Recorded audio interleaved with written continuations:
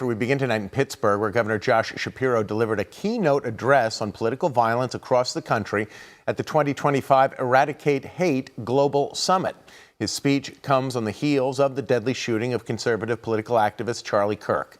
As Newswatch 16's Stacey Lang explains, the governor says he knows all too well what it feels like to be targeted because of his political affiliation. I believe that in America, we are stronger than hate. But I also believe in America that this work doesn't just fall to others. It falls to each and every one of us. Governor Josh Shapiro sharing a message of unity at the Eradicate Hate Global Summit in Pittsburgh. The Democrat's speech focusing on the political violence he and his family experienced back in April, when police say Cody Balmer entered the governor's residence in Harrisburg and set fire to the building.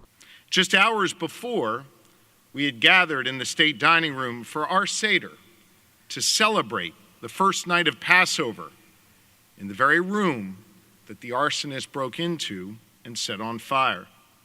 It was there that he launched Molotov cocktails and made his way through the governor's residence wielding a metal hammer that he later confessed he was going to use to kill me. In the hours that followed the attack on the governor's residence, Shapiro says every living former Pennsylvania governor and first family reached out to make sure he and his family were okay, despite their political differences. They are Democrats and they are Republicans, leaders of different generations and from different parts of our Commonwealth. But they were united in speaking and acting with moral clarity, making clear that hatred and violence has no place here in Pennsylvania.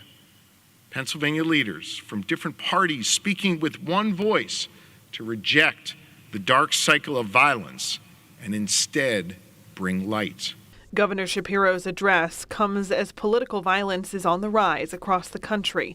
Following the deadly shooting of conservative activist Charlie Kirk, Vice President J.D. Vance blaming the far left while hosting Kirk's podcast on Monday. Something has gone very wrong with a lunatic fringe, a minority, but a growing and powerful minority on the far left. Top Republicans are not commenting on the rhetoric coming from the White House, but they are condemning political violence. There is no place in our country for politically motivated violence.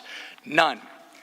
Governor Shapiro says it's not about political parties, but about protecting the freedoms we all have as Americans. We need to make sure people are safe here in Pennsylvania and all across America, safe to exercise their fundamental rights and freedoms, whether they're debating on a college campus, praying at a synagogue or church, or spending time at home with loved ones.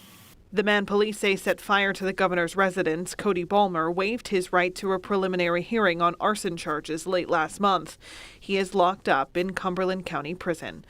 Stacey Lang, Newswatch 16. The White House releasing a statement after Governor Shapiro's speech saying in part, quote, "As the survivor of 2 assassination attempts and now watching his dear friend Charlie be assassinated, no one understands the dangers of political violence more than President Trump," unquote.